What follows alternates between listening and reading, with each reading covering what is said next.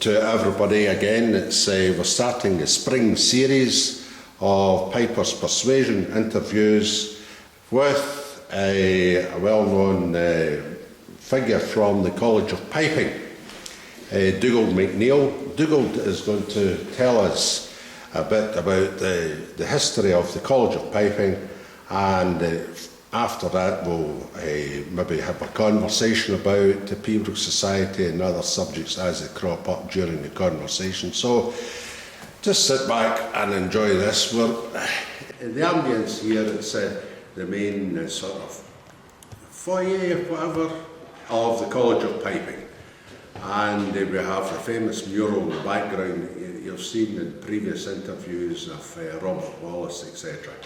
Where did you start your piping? What type age?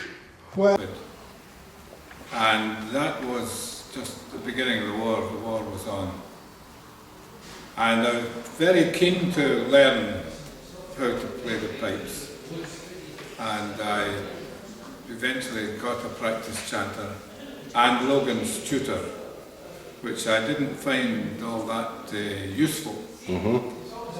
Anyway, I was part of quite a big family, and the older ones in the family were going all to senior schools elsewhere, Oban, everywhere else, and there were still 3 of us, so it was a bit expensive and awkward staying in Ardrishick. So we moved to Glasgow, not far from here, and that was quite a change with the blackout on and tram cars and everything.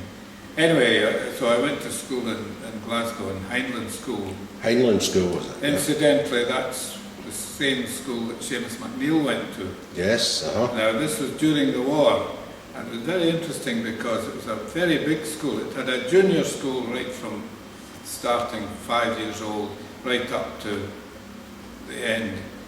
And the headmaster was a chap, Hutchison, and he was alone in his room with a secretary, and the deputy head was the head science teacher, and there was no other staff.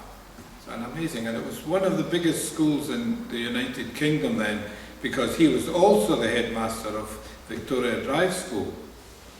So he had 2 schools to look after, right? Well, 3, the primary, which is a separate building, the new Heinlein School, which you'll see in Heinlein Road, and Victoria Drive, which is an older school.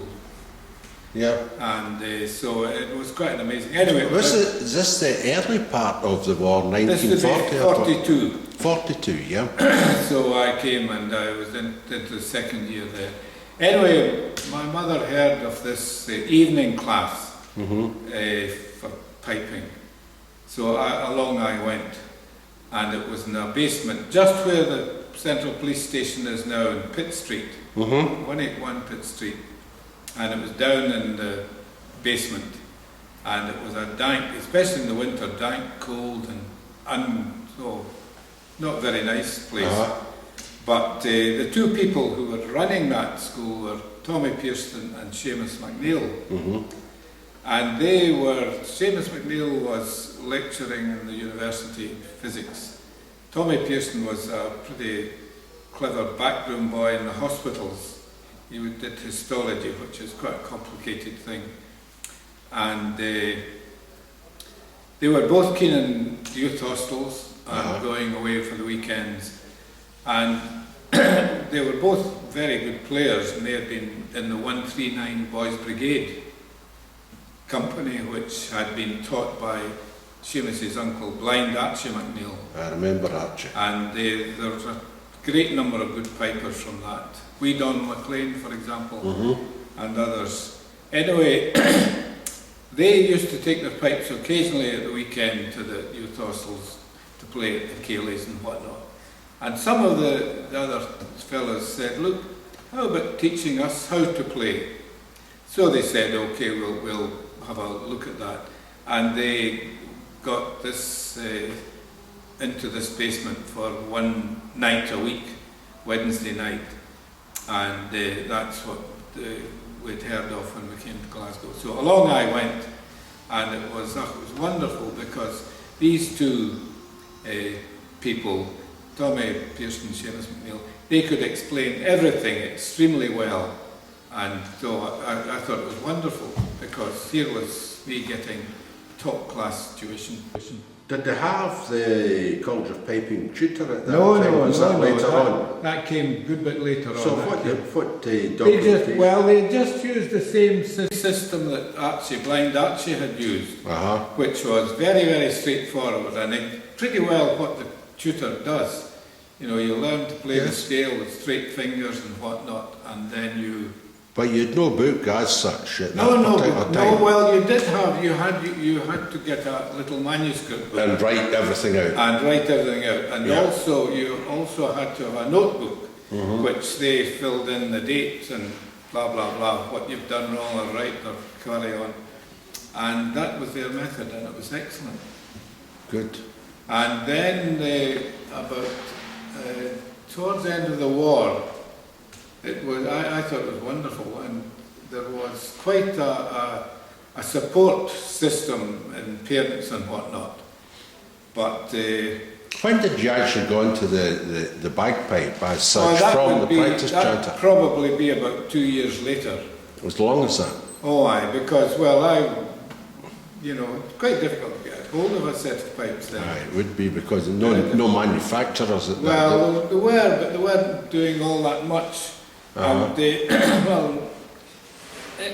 looking back, I don't think it was any disadvantage, because playing the pipes, blowing the pipes is a completely different skill.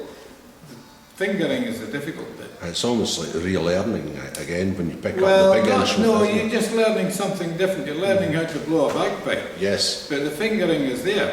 So how long did you spend on exercises before you went on to a tune? No exercises at all. All you Just did straight was into learn tune, to was play it? the scale, and then learn to play, grace notes, one note to another, and then exactly as it is in the tutor. So you're learning grace notes and doubling movements as you go through the various tunes. That's right, yes. So in other words, Scots way, all you need to know is straightforward grace notes And and the thrown thrown D. Correct. And the college at that time was very keen, and I think correctly, on the heavy throw. So everyone learned the heavy throw. And, if you heard Alistair Gillis playing heavy throw, There's quite Roddy MacLeod, Yes. heavy throw, that's from the college. And anyway, that was one thing, but thereafter it was just so well done. The first paid teacher was wee Donald McLean, who lived in the close next here with his mother. just along here in Ortega Street. Yes, in Ortega Street, but we weren't here then. And he was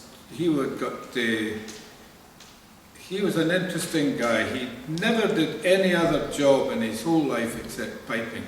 My goodness. And before the war, I think he was piper for a wee while at Poltalla Castle, and then at Luss. And then he was called up to the Lovat Scouts. But when he came out, he lived with his mother just in the next close here, and he taught piping. He taught Duncan Johnson, for example. Did he? And quite a few others. But he also he came to the Wednesday night class, and he taught there too. I remember he judged for a long number of years. Not all that much. Wee Donald wasn't all that keen on judging. Big Donald judged a bit more. Yeah. Big Donald McLean. But Wee Donald, I don't think. Not so much. No. Okay. He was a quite a shy chap. And anyway, the next one that we employed was Bob Hardy. So they were paid for their evening class. And after a while we got the corporation to help pay them, because they were... So the Glasgow Corporation contributed to paying people who were paid. But Tommy Pearson and Seamus, and those of us like me who sort of, when you were older, you had to teach too. None of these folk were paid. And we continued that way. Then we were put out of Pitt Street because we were making too much noise. And neighbours complained. Neighbours complained. And at that time, it was difficult to know what was going to happen, but Red Hackle, which is all this building over here, Yes. the two directors of Red Hackle, one of them was very well disposed to us, and Charlie Hepburn, Yes. Hepburn and Ross, Uh-huh. they started Red Hackle just after the First World War, and he gave us that top middle, and it was a big hall. I'm just going to turn this camera around here, and So we were there, in there for about 3 years, yeah, maybe 3.5 or 4. yeah, And it was just a big open hall, and the only stipulation was that we weren't to have dancing. And I'm not sure whether that was because of the structure, not wanting to thump it, or some other reason. But anyway, it was very, very... But you had no neighbours below you, did you? No, there's nothing below. That was a kind of workshop. And I remember the floor of that. It was quite a rough floor, wooden floor. No, just a wooden floor. It wasn't all that rough. Anyway, we were there, and one of the problems in an evening class was that we didn't have cubicles or anything, and when you had 3 or 4 teachers and a couple of young guys, it was quite difficult to not be. So we decided, Seamus MacNeill, Tommy thought, what we needed was soundproof cubicles, like these. Yes. And so we made them just with simple material, and you have to have mass is what stops sound. So we had 2, these, what do you call these boards? Sheeting. Sheeting, Aye. and in between we had ashes, Uh-huh. and it made a very, very good soundproof thing. Uh-huh. Tommy Pearson had a very good idea, which would have been cheaper, and he made one, and it was like a sentry box. Aye. So you, the trainee piper, sat in the sentry box, and the teacher, he might have had 4 of them, and you're all in there playing away, and you weren't disturbing anyone else because they were reasonably soundproof. And the teacher came along and opened the thing and said, right, but that was hopeless socially, because you, the pupil, was stuck away, Yes. and it didn't work. And so we started building these proper ones, which were nearly as big as these, not quite. But they were big enough to play the pipes, and the teacher could come in. And, Roughly 8 by 6. aye, but not quite as big as that. But they were very, very good, and it made it work well. So when we See, came... my memory's working. I went to that place across the road there. That's why I'm interjecting with talking about floors and cubicles, because I did go there when I was 12. And I remember these cubicles well, and Eddie McClellan, who you maybe mentioned. Oh, he was a good teacher. And various others. You had a whole plethora of people come along. Oh no, it was a wonderful, and we had several nights a week then. And so it continued, and as I say, Charlie Hepburn, he was very, very, very supporting. Yeah. And at that time, about 53, no, maybe a bit earlier than that, maybe early 50s. Anyway, they had this idea of the tutor, and they had it pretty well ready, but they were always just putting it off. And then finally they said, we must get this done. So Seamus MacNeill finished all the wee writing bits, and then the problem was printing it. Yeah. And again Charlie Hepburn said, look, if I'll pay for the printing, at least I'll forward the money until you get the money back, and you can then pay me back once you've sold enough. But his stipulation was it had to be cheap, so that it was, wasn't an obstacle for a young boy or girl. Yes. And so that was done. And within 6 months he got his money back. And mostly... It was, and it still is, quite a cheap fantastic. book, Aye. An amazing, simple. Very simple. And that really goes back to Archie MacNeill, that was his method of teaching. Yes. Just simple tune, Scots Way, and then Brown Hair Made Me, that was the second tune. That's quite a good tune, but the only thing it needs is a throw in D and a double high G or something. So you're just learning one little thing. Just a wee F doubling off the high A in the second part. That's it. And then the next tune, Highway to Gairloch, E grace notes down and similar. It's good for the C and the B doublings. Double C's and double B's, aye. Yeah, yeah. So it was really quite a sensible way, and you know, if you're musical, it was excellent. And more than adequate explanation yes. throughout. So even if you forgot your lessons, you could go back and study the book, and that was a good refreshment for your memory. And at that time, you had to have, you know, copied the scale out and the tunes as you went along in your book, and that was quite good. And that's something we don't do now. And I think that's the case with everything. I mean, people are using calculators and everything. They're not doing sums or whatever. That's right. And I think it's up. And they're using recorders rather than pen and paper and manuscript. Or photocopiers. Aye, and they don't know how to write music. And I think that's a pity. So we try and keep it up, but it's not easy at the beginning.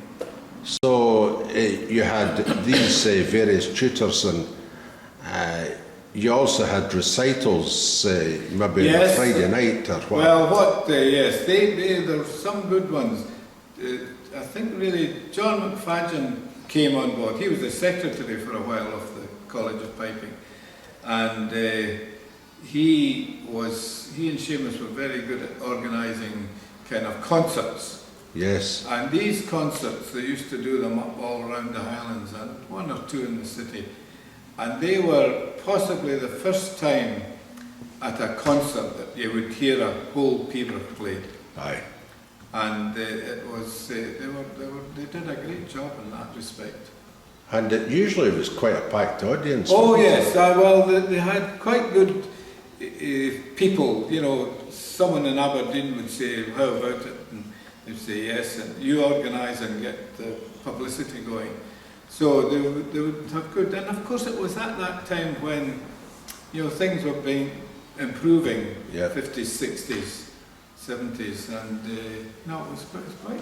Various wee tests, examinations, grades. Oh yes, we had, well, pretty soon, and this was down to Tommy Pearson. He was very good at that kind of thing. He said, right, we should have certificates, and the first one was very simple. You know, maybe know about 3 or 4 tunes, and they graded them up.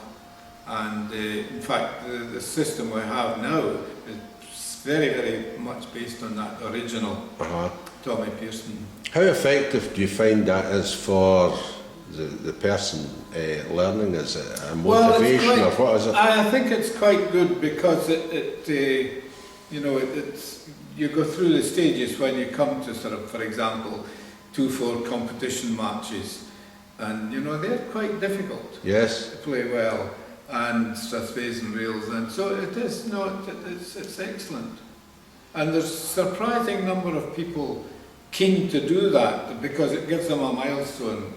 I've got my certificate for or whatever. Right. So you find it's effective through all the years. And of course, if you play the piano or the violin, there are the same certificates, you know, associated boards of examination. In fact, I think they do it better than we do it. In our system, especially since the sort of Pipe Band Association folk are involved, it's become a little bit heavy with bureaucracy. Yes. If you play the piano and your teacher says, I think you're ready for grade whatever, they'll contact this associated board and they'll send along an examiner. Yeah. The examiner will come to your house or the school or wherever and put you through it, the theory, the practical and everything. And at the end of it, they will say, right, you passed well, you've passed with distinction, or you've passed but you could do a bit more. And you know there and then that you've got the certificate and how good it is. Whereas we're beginning to have a kind of bureaucratic thing. If I examine people, fill up forms and whatnot and send them away, it takes a while to come back. What about the College of Piping's attitude to pipers who play in pipe bands, historically and currently? Well, I think it was always quite good because, as I say, we had folk like Bob Hardy and whatnot, who were great solo players, but also great pipe band. Pipe major.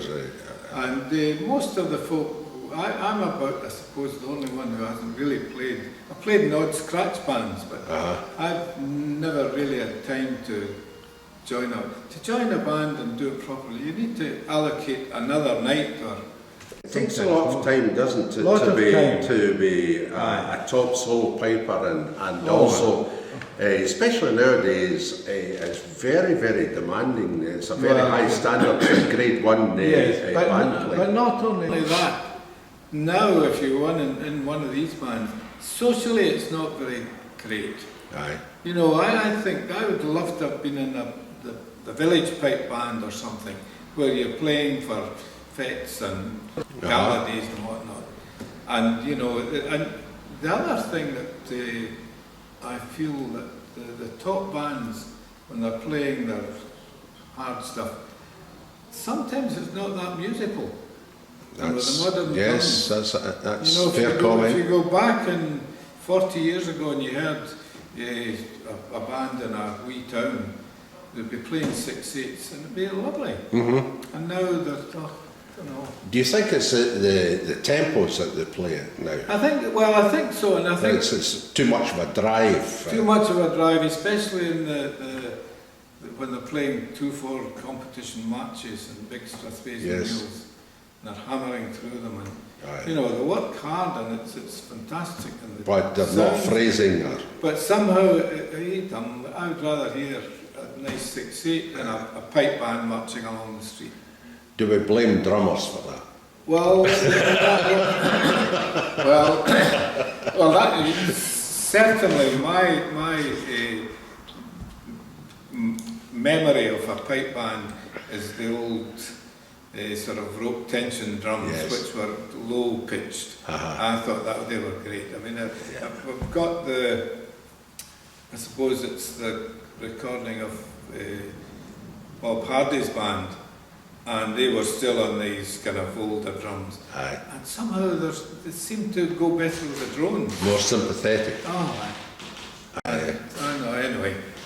And so, Seamus MacNeill, he and Tommy Pearson competed quite a bit.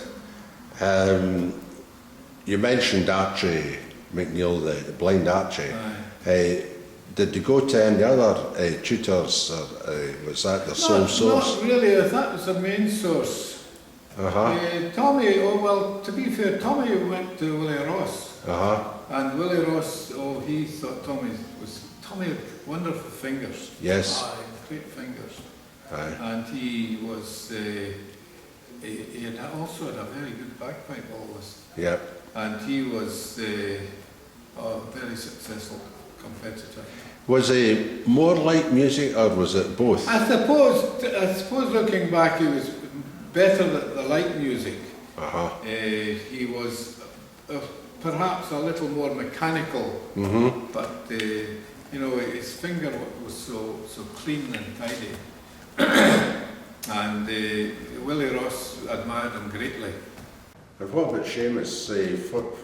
Where was his strength? Well, he was pretty well all-rounder, but I suspect, looking back, I don't think he played enough, practiced enough, but no, he was a pretty good performer. When he was younger, I think he played a lot more, but when he got older, he didn't play nearly as much. Now, just on the college side, they did develop summer schools. Oh, very early on.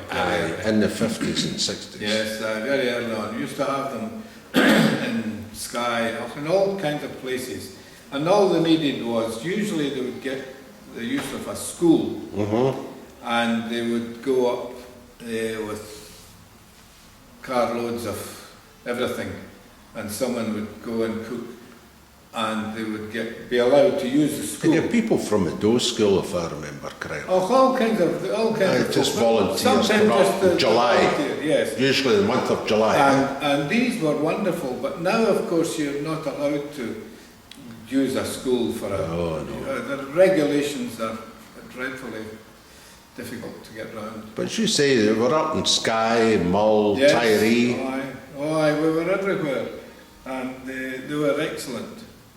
They reckoned at that time that it was worth a year's tuition just to go to some of these summer schools. I used to schools. say, I'm not sure if that's right. I think if you were attending properly in your weekly lesson, you probably were going to do better than that. But Yeah. no, the summer school or a week like that's a wonderful boost to everyone.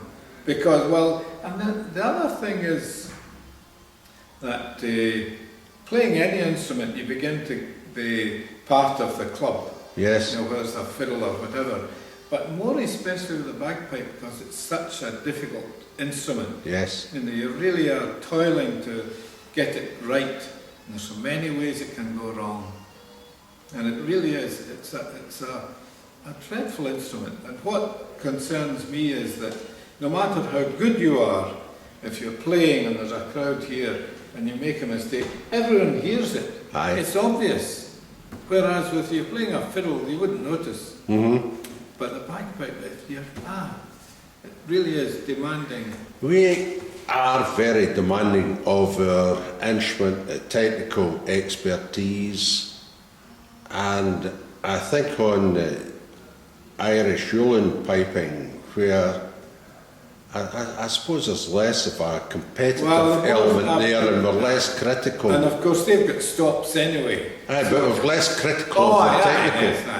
Yes. In a way, I think we get a bit obsessed by the machine, you know, get it right, tuned exact and whatnot. Aye. And in a way, I think that's a pity. But it's necessary, because if it's not tuned right... It is necessary, but it's still got to keep the music to the forefront, haven't we? No, it's a very difficult instrument, and I always feel that it's unfair, because, as I say, the youngest girl in the audience who's just started playing can hear every mistake.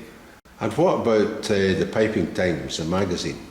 Well, it's been going since can't remember.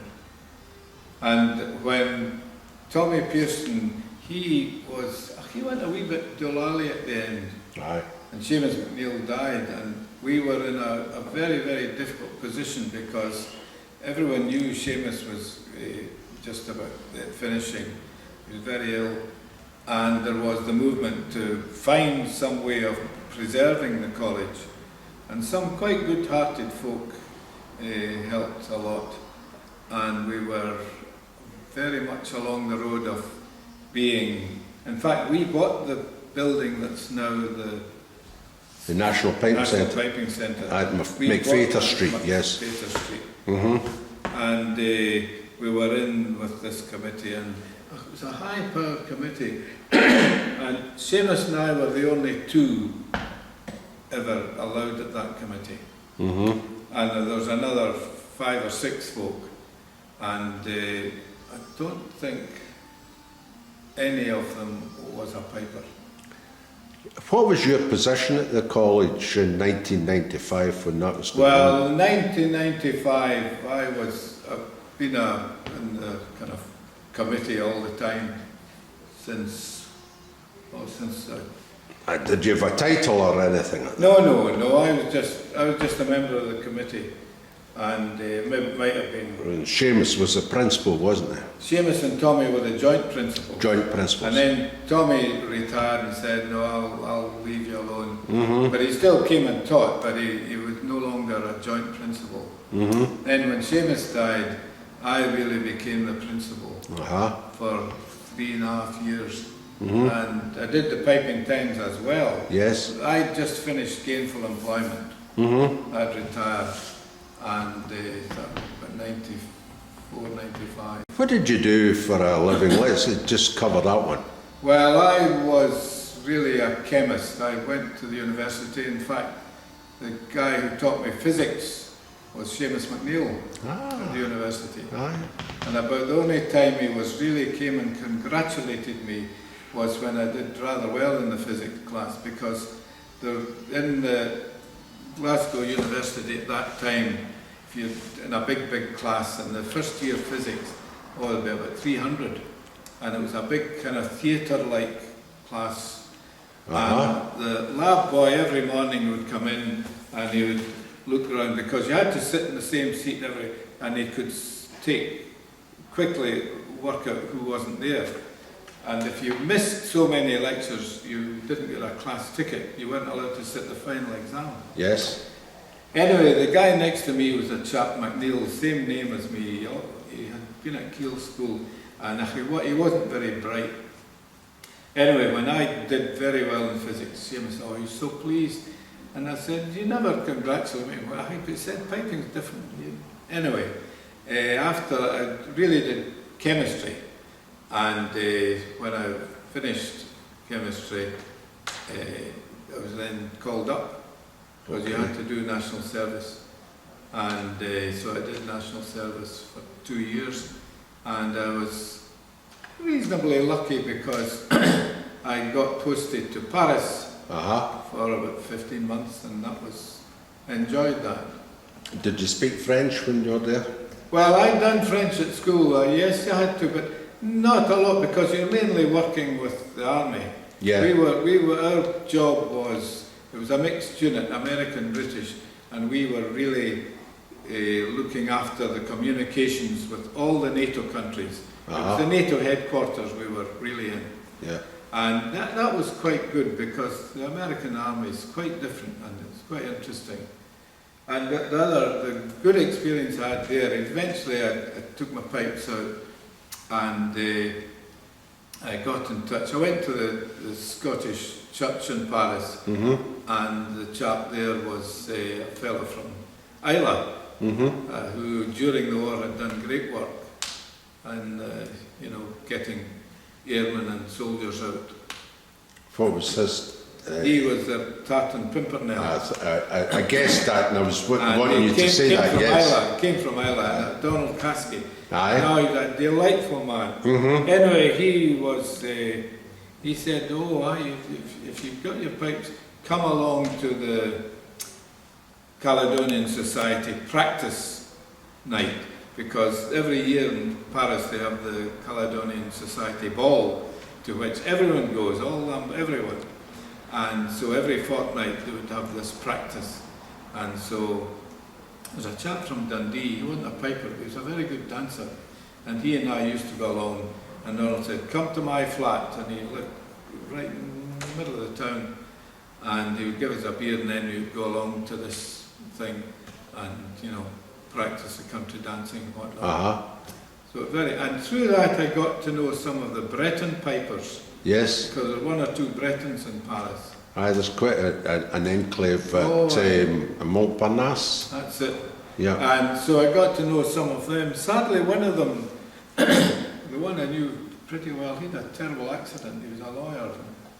I think he's dead now, but he had a hard time. Yeah. But anyway, I got to know them. So I enjoyed the Paris National Theatre. Then I came back and had to get a job, and I got a job with Colville's, Iron Steel. And I enjoyed that very much because, first of all, I was in the research, but I fairly soon got into the practical side, management side. And in fact, I helped to start up Ravenscraig, because I was on the blast furnace side. Don't know if you know what a blast furnace is. Yes, I'm an engineer trade. Well, yeah, well, blast furnaces are pretty important. And we're the only one in Glasgow, Dixon's Blazes. Yes. But the Clyde Iron Works was just at the end of London Road, Auchenshoogle, halfway between Tollcross and Campbell's. There's a lot of that heavy industry in the east end of Glasgow and North Lanarkshire. Yes, well, Colville's had a lot of DL works, Lanarkshire works, and had one down in Ayrshire, and they had Clyde Iron Works was one of the oldest. They didn't have it all the time, but it started in 1786. And it was started really by Carron Ironworks. And if you know your history, you'll know that Carron Ironworks made the carronade, gun, which was became very popular and very useful for the ships. And so, in fact, it was one of the things that made the British Navy so effective, because the older ones were very heavy. Yes. And Karen made a very good quality gun, which was rather lighter and quicker to reload and whatnot. It's all the quality of the metal, really, isn't And it? so they got a loan of £40,000 from the Bank of Scotland and built Clyde Ironworks with better coal and stuff there. Anyway, I was works manager there for a while, and then I enjoyed that. It was a wonderful works because everyone, it's one of these places when things go wrong, everyone has to work. And so I enjoyed that very much. Then I had a spell at Lanarkshire Works. And Lanarkshire Works was where we made rails and joists and things like that. And we had, just before I went there, we had a universal mill, and it made universal beams. You know, the old joists were quite heavy at the inside, Yes. and they were flanged out. But the universal mill made the joist quite parallel, and so very much lighter for the same strength and more effective. It's like an eye joist. Yes, it's an H-beam or whatever, but without the heavy, and that was a great mill. So that was your background. And then I came back to be in charge of Clyde Bridge Steelworks and Clyde Iron. Clyde Bridge made all the steel for the shipyards. And we made the steel, well, I wasn't involved, for the Titanic and the QM, Queen Mary's and all these ships. So you fed the shipyards and the Clyde. Yes, shipyard and the Clyde and Belfast, all Belfast. Yeah. And, Excellent. everywhere. And it's sadly, I had to close that down. We paid off 4,500 men. My And goodness. they were great workers. Aye. We never had strikes or anything. No. It was an excellent place. One of those tragedy. So taking you back to your piping, you kept up your piping at the College of Piping over all the years, and no doubt you studied, apart from the light music, you'd study Pibroch. Oh yes, I am. So how did you go about these studies, the Pibroch studies? I suppose I was a member of the Pipers'Persuasion Society. When? I try to think, 25, 20, I don't know.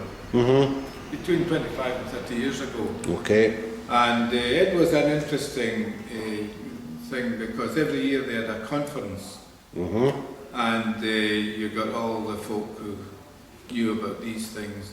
And it's interesting that some of the leaders in piping, in Pibroch especially, were, I suppose, academics, but usually quite well-off folk who had, gone into it and then realised that this was something important. And Archie Campbell, from quite near where I come from, Kilberry, Yes. he was one who was very, very important. And also the chap from up north, he was a lawyer. He'd been in the army, but he was also a lawyer, and these two really made the... You talking about Sheriff Rothimarcus. Yeah. These That's two... Grant, wasn't it? Grant, my memory for names is dreadful. Ah, well, mine's even worse, so we've managed to put together a name. Aye. Anyway, these two really did an awful lot to get the People's Society. He did the foreword actually to the book one in the People's Society book. And also he did the Kilberry book. Aye. And so they really were tremendous, because without having it done, it would have been difficult. Do you feel that the emphasis over the years changed the way the Peevish Society viewed how the tunes should be played? I don't think so. I think there was always good players and there's always odd ones. But now, one of the interesting things is recently with all the technology. I mean, I was in Belfast at the weekend judging this Peevish there, and I was very impressed. And one of the things is, I mean, there's quite a few guys from the Field Marshal playing great bagpipes. But they were playing quite well too, and I think a lot of it, they used to not be very good at the Peevish. But now you can get, just on your iPhone, you can get this guy playing the tune or that guy playing the tune. Yeah. So it's so much easier now for them. So they can get listen to the auditory or the audible Yes. lesson, whereas you're not maybe just confronted by a book, the Culberry book or the Peevish Society. Right. No, it's very important to hear someone play. Of course it is. Aye. And the way the Culberry, I've always criticised the Culberry book for the lack of attention to the staff notation. Yes. I mean, Culberry is always writing wee things at the beginning of the bar, which should be before the bar line. I mean, in light music, the interesting thing is that pipers are very, very correct. And when it's light music, if there's a little introduction before the main beat, it's always before the bar line. The anacrosis. Yes. And no, Peevish, Culberry and others didn't do that. So you get the bar line and then the kind of wee bit introduction and then the main beat, which is wrong. And I've always complained about that being, I suppose, in a way... What about Bennis's Borrowing? They took a different approach again. It's rather better. He didn't bother too much. He had kind of phrases. But I've actually published a book which I apply staff notation correctly. And what about the time signatures? Is that important? Oh, aye, very important. And they can change. And in Culberry and all these books, they never change them. But when I write the tune out, I change it if it needs changing. And I think it makes it easier. Staff notation implies rhythm. Well, that's another thing. But when you hear a good Peevish player playing, there is rhythm. There might be 3 beats in some bars or 5 beats in some bars, but that's not accounted for in Culberry at all. He just. And what about Peevish Society? Did they cover it rather the better? Peevish Society are still. I've argued. In fact, I did we have this conference every year, and one year I did a talk on the scoring of Kjolmore, and it's a lot to agree with me, but the music committee are very afraid to upset the apple cart. So they prefer the status quo rather than... Well, aye. And there's a lot of work to do that. And the book you're referring to here is Sight Readable Kjolmore, Book 1, and I see it's McCrimmon Memorial Borrowing Earl Skye. Why is that motif there, Dugald? Well, that's just a motif. Okay. And who publishes this? I publish it because the concern I have is that the Peevish Society and maybe even the college are maybe not in line with what I think.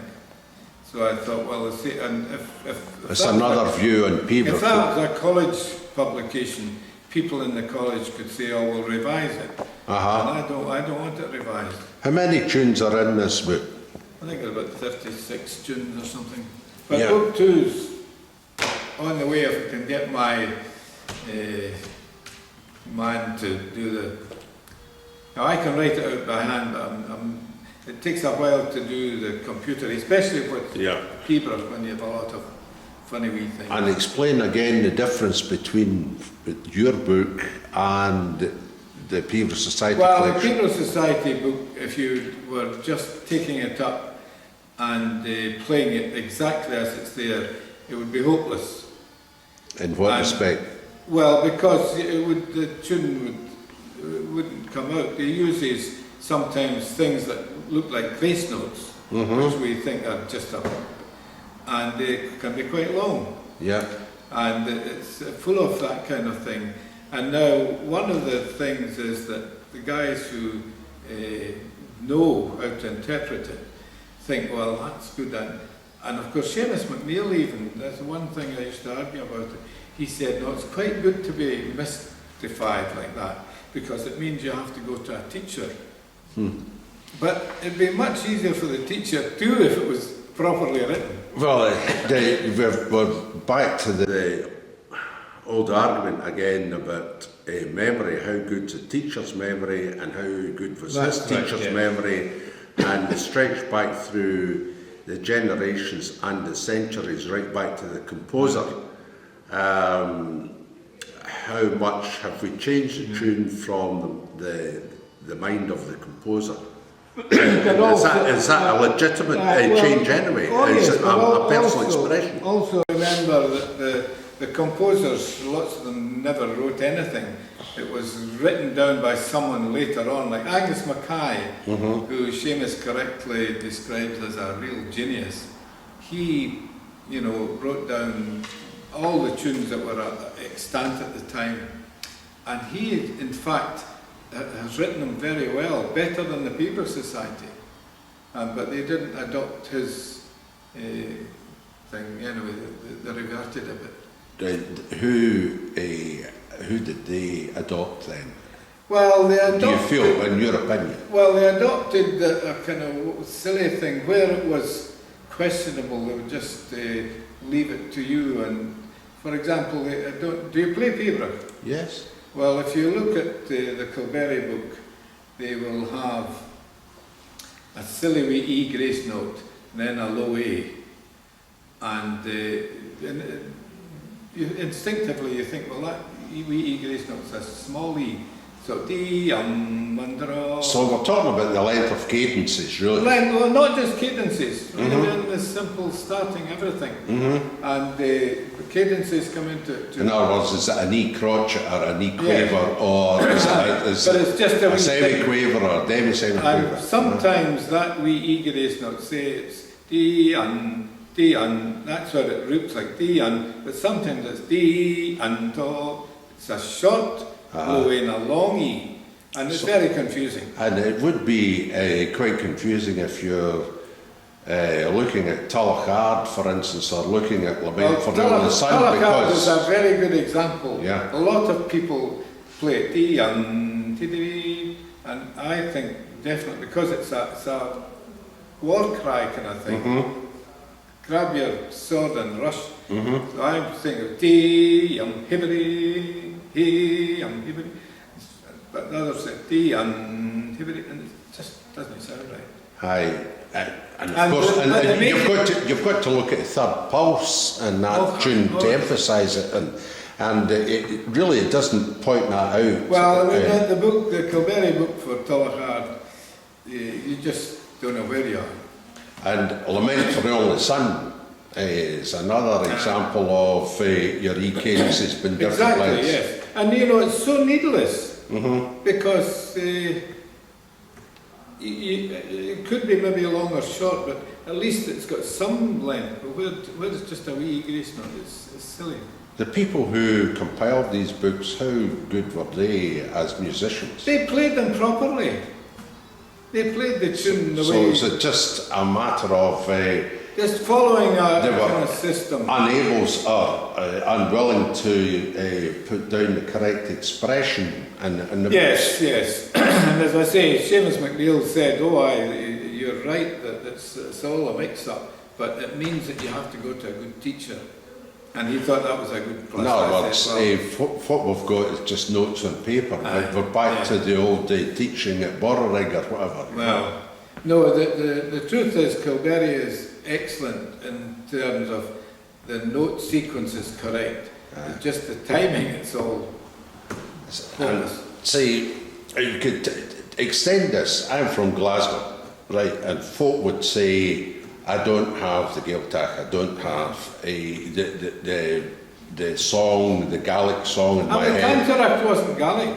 I know, but you know, and therefore I shouldn't be able to express it the way they can. And you take that right through. Some guy in Texas,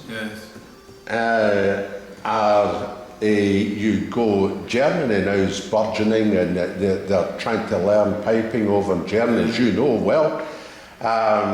And the Bretons play, some of them are excellent with the Pibroch also. So it's a worldwide sort of thing. And Seamus's contention about going to a good teacher really is out the window here, because it's virtually impossible for folk abroad to take that one up. That's right, but you can get recordings of all the best players. Thankfully.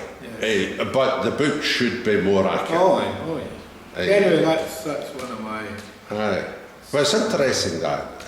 Do you think that currently the Pipers'Persuasion Society are taking all this on board? Or? Very slowly, but they're not... they don't have enough courage to say, right. Anyway, and you know, they'll even be, you know, a bit unwilling to... They all say, well, that's a great job you've done there, wonderful job. But they're unwilling to say, right, let's... I mean, my idea was we should do that with all the tunes. So you should actually revise. Yes, we should revise them so that another musician can come and say, oh, well, I can see how... the expression. And did you, what position, if any, did you have in the Pipers'Persuasion Society at any time? I was a secretary for, 18, 19 years or something. Seamus was the secretary and I followed him. Did you have any influence at all there in the thinking? Pipers'Persuasion Society is odd in that the structure is, there is a general committee. And a long time ago, early on, they said there will be a music committee.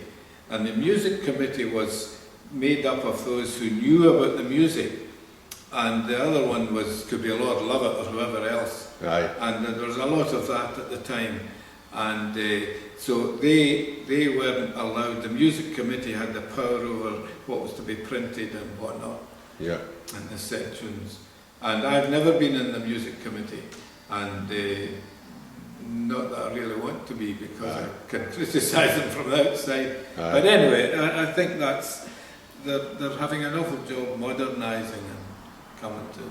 But I understand it's fairly well attended, and it's getting a lively enough organisation. It is, and I think eventually they'll see the light. But it's a big job to change all the books and everything. Did you ever compete yourself? No, a bit. I did compete. I won the Oban, the March at Oban. And I think looking back, I think my biggest problem was having running an iron and steelworks is like a 7-day job. Oh, yes. It's a hell of a job, and a family as well. But I think my main problem wasn't so much the playing, it was the bagpipe. And I can get one now, but it can take time and get... But then just rushing around. But you're still enjoying your piping? Oh, very much, yes. Do you really enjoy playing Pibroch more than like music now? I don't know. My favourite after Pibroch is the 2-4 competition match. Absolutely, yes. I think they're tremendous. In fact, one of the things that annoyed me all over my career, I was always interested, and there's folk used to write and lecture with the 2-4 march, and Archie Campbell was one, and as I say, I admired him a great deal, and he used to say things like, it had to be a bit more complicated than another march, and I had to have a lot of bottom hand work, a lot of nonsense. Anyway, so one year I did a lecture, it's a College of Piping lecture now, on the competition pipe march, and that's it. So how should it be phrased? Or, well, again, the difference is if you're playing. Is this paper online?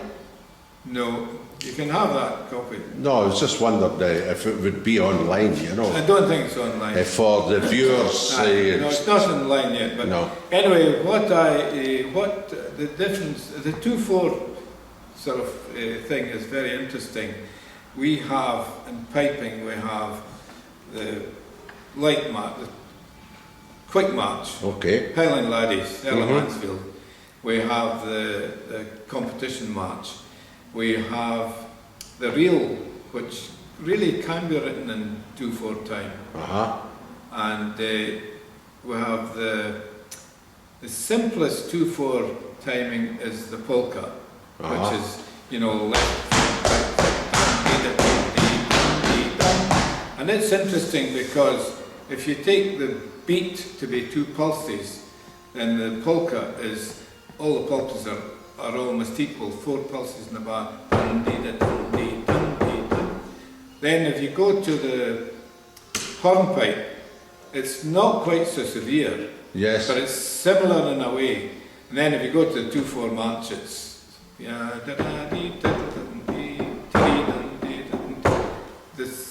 the first pulse is the strong one, then there's a second one light, and then the third one's slightly stronger, but not all that strong. Whereas the 2/4 competition march, it's a heavy beat, a light beat, and pretty heavy beat and a light, not big pulse. So strong light, medium light.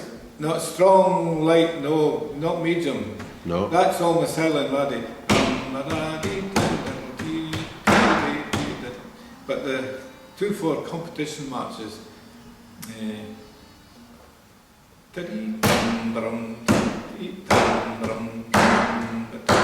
The second or third pulse is quite heavy. You know, it's quite heavy.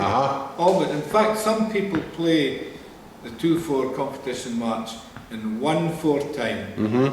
In fact, they have they have these almost equal. Yeah. That's 1/4 time. Instead of it should be, if you're being exact, it should be a wee bit lighter on the right foot. But it's interesting when you work out that. Anyway, that's what that's about. Yes. And it's, there's one interesting thing at the end, which if you don't know, I've talked about it when it was started. Yes. And the 2 folk who started it were Hugh Mackay and Angus Mackay. Angus Mackay, the Queen's Piper. And it would be, I think I've put the date in there when they first came out. And before then, if you played in a march competition, yes, you could play a 6/8 or a 2/4. Now you're talking 19th century, obviously. Yes, about say 1880 or something, they started getting popular 2/4 competition marches. And Hugh Mackay, who came from a way up north, and Angus Mackay, they were the first two. And Angus Mackay, he really didn't compose any.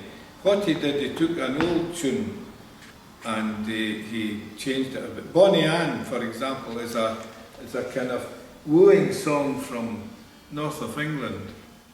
And the man sings, and you can get the song. It's very tuneful. Very tuneful, and the man is. It's a tune you don't hear often now.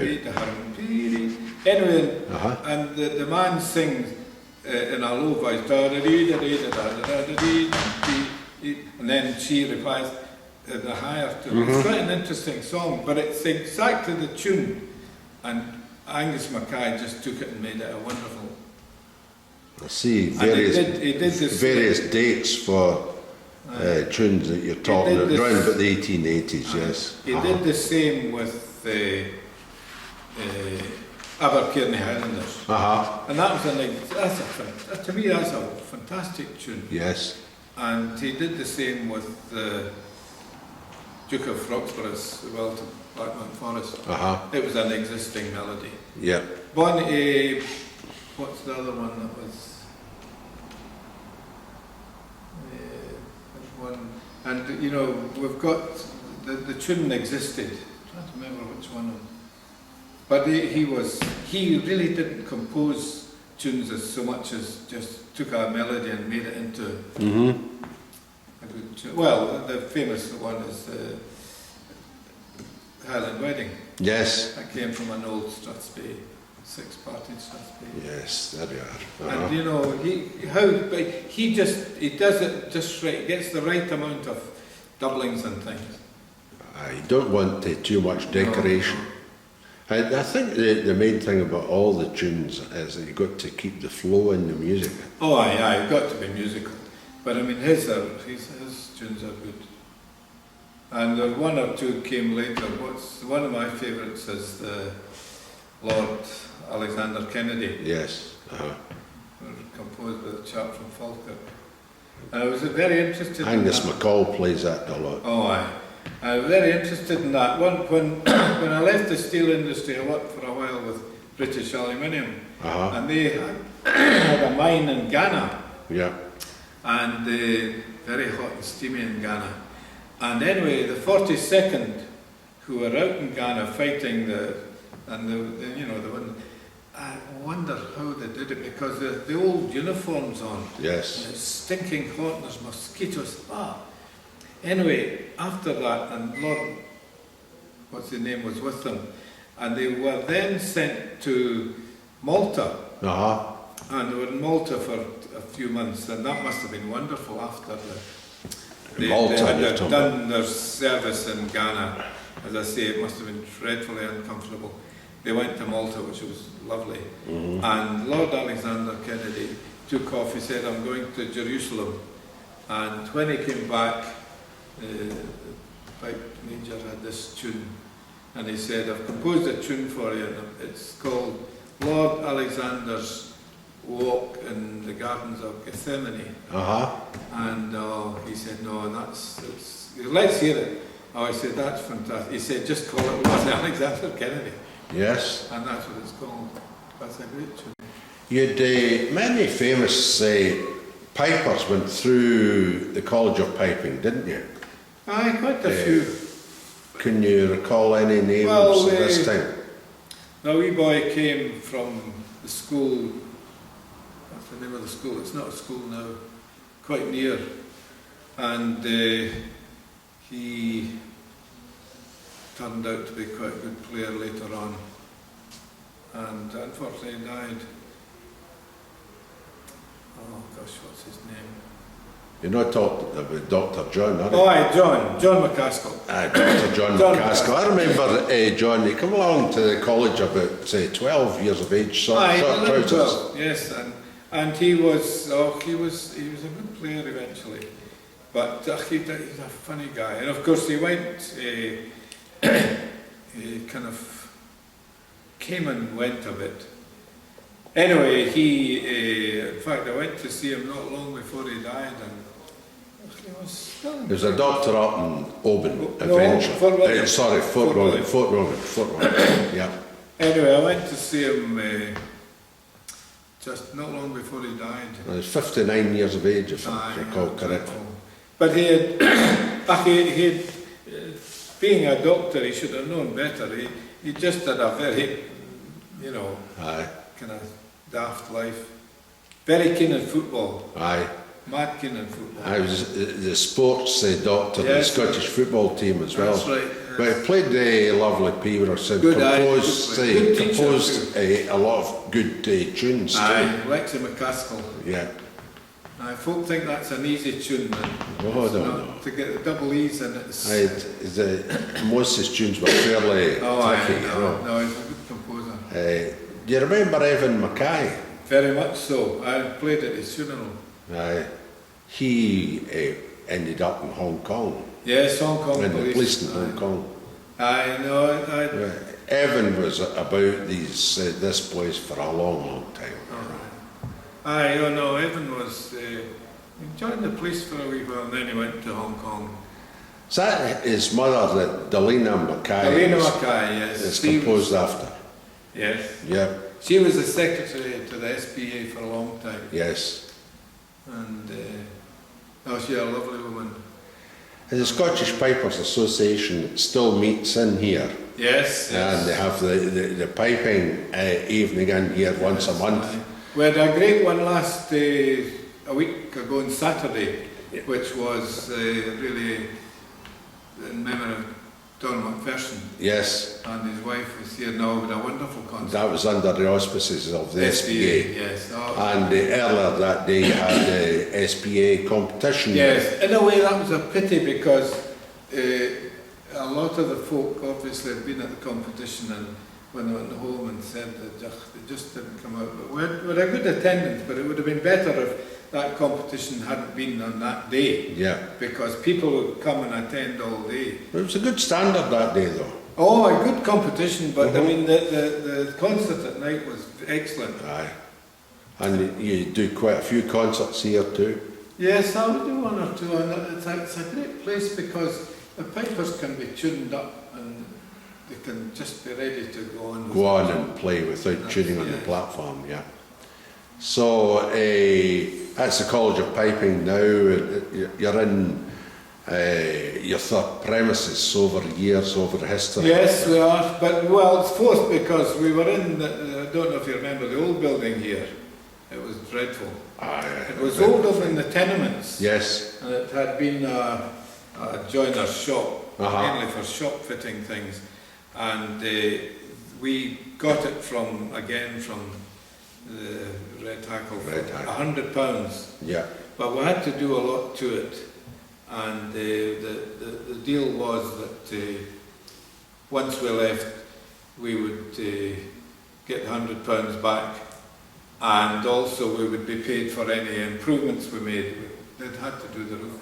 But it was a very old building, older than the tenements around, and with the coal seams below, there was subsidence, and the lintels were all just big timber lintels, and they were going, and the place should have been condemned. Anyway, then, once we got over the kind of the wee fallout with the new folk, we decided, James was quite happy to not make the move, and so was I, and so we stayed here. And as I say, I took over for 3.5 years, did the piping times and everything.